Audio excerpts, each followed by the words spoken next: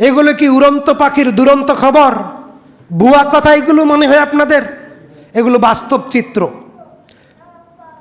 রাসূল সাল্লাল্লাহু আলাইহি সাল্লাম বলছেন, ওয়া নবী হুরায়রা রাদিয়াল্লাহু আনহু قال قال رسول الله صلى الله عليه وسلم ثلاثه لا يكلمهم الله يوم القيامه ولا يزكيهم ولا ينظر اليهم شيخ زنين مالك كذاب وعيل مستكبرين রাওয়াহু মুসলিম। তিন শ্রেণীর মানুষের সাথে আল্লাহ কিয়ামতের দিন কথা বলবেন না,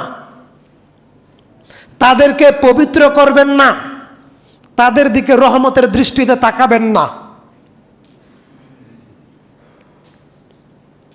মুহাম্মদ সাল্লাল্লাহু আলাইহি সাল্লাম বলছেন, শাইখুন জানিন, বিবাহ করার পর যারা প্রেম প্রীতি করে, যেই পুরুষেরা বাড়িতে বউ রেখে জেনায় লিপ্ত হয়, যেই পুরুষেরা বাড়িতে বউ রেখে জেনায় লিপ্ত হয়, রাসূল সাল্লাল্লাহু আলাইহি সাল্লাম তাদের ব্যাপারে বলছেন,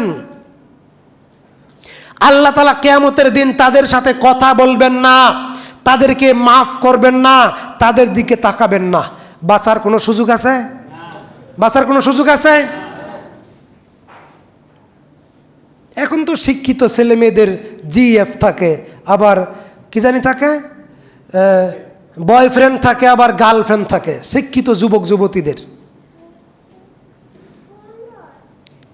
তার একটাই সমস্যা, কোরআন চর্চা হয় না, কোরআন নাই আমাদের দেশে। কি নাই? কোরআন নাই। কোরআন ভিক্ষুকদের, কোরআন কাঙ্গালের, কোরআন দুর্বল মানুষের, কোরআন দুস্থ, নিপীড়িত, নির্যাতিত, অসহায় ক্যাটাগরি মানুষের জন্য কোরআন। অসহায় মানুষেরা কোরআন হাদিস মানে, দাড়ি টুপি দেয়।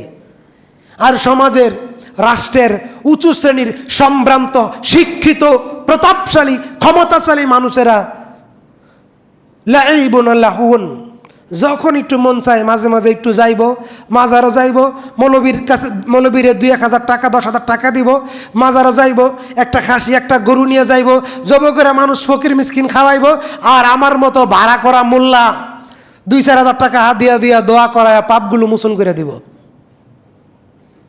এই হচ্ছে ধনী শ্রেণী মানুষের ধর্মের ব্যাপারে খেল তামাশা। 4918 নম্বর হাদিস, সহিহুল বুখারী। দুর্বল শ্রেণীর মানুষগুলো, ফকির মিসকিন শ্রেণীর মানুষগুলো, ফকির মিসকিনেরা ধনীদের 500 বছর আগে জান্নাতে যাবে। বলেন সুবহানাল্লাহ।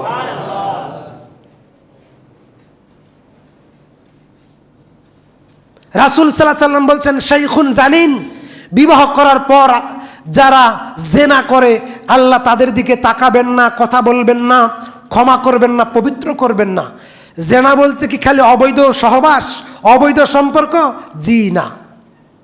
তাহলে কি?